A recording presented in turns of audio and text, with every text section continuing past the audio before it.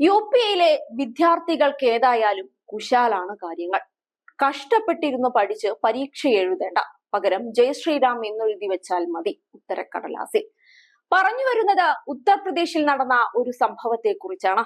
പരീക്ഷയ്ക്ക് ഉത്തരങ്ങൾക്കു പകരം ജയ് ശ്രീറാം എന്നെഴുതിയതിന് വിദ്യാർത്ഥികൾക്ക് പാസ് മാർക്ക് നൽകിയിരിക്കുകയാണ് ഇവിടുത്തെ അധ്യാപകർ.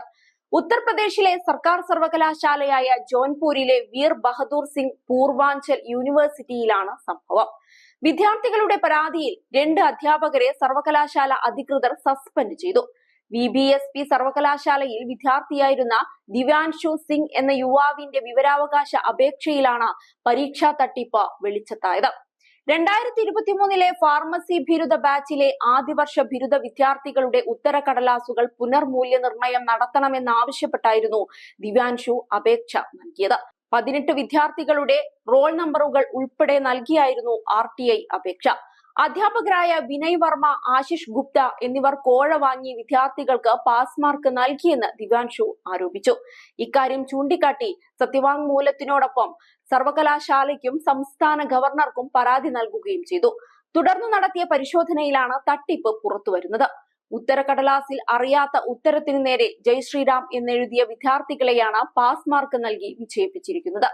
ഉത്തരക്കടലാസിൽ രോഹിത് ശർമ്മ, വിരാട് കോഹ്ലി, ഹാർദിക് പാണ്ഡ്യ ഉൾപ്പെടെയുള്ള ക്രിക്കറ്റ് താരങ്ങളുടെ പേരെഴുതി നിറച്ചവർക്കും പാസ് മാർക്ക് ലഭിച്ചിട്ടുണ്ട്. 50% മാർക്ക് നൽകിയാണ് എല്ലാവരെയും വിജയിപ്പിച്ചിരിക്കുന്നതെന്ന് പരിശോധനയിൽ കണ്ടെത്തിയിരുന്നു. കഴിഞ്ഞ ഓഗസ്റ്റിൽ ദിവ്യാൻഷു നൽകിയ പരാതിയിൽ ഡിസംബറിലാണ് UP രാജ്ഭവൻ ഇടപെട്ടത്. സംഭവത്തിൽ ഗവർണർ അന്വേഷണത്തിന് ഉത്തരവിടുകയും സർവകലാശാല എൻക്വയറി കമ്മിറ്റി രൂപീകരിക്കുകയും ചെയ്തിരുന്നു.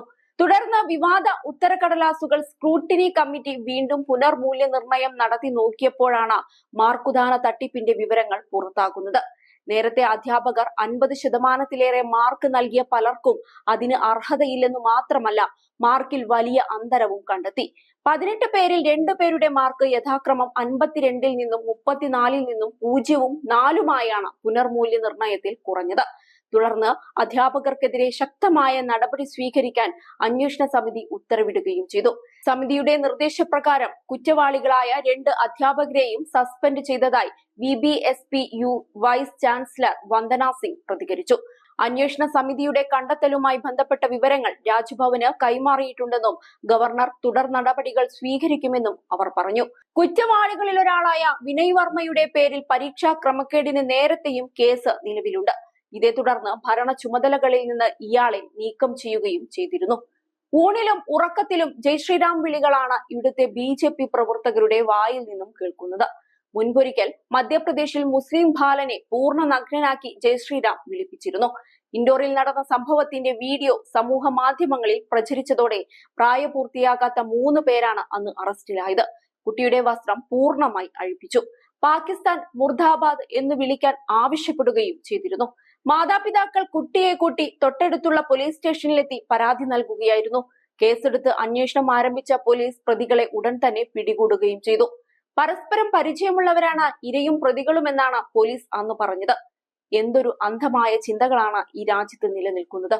ഈ രാജ്യം ഇനിയും എങ്ങോട്ടാണ് പോകുന്നതെന്ന് നമുക്കിപ്പോഴേ ഊഹിക്കാം.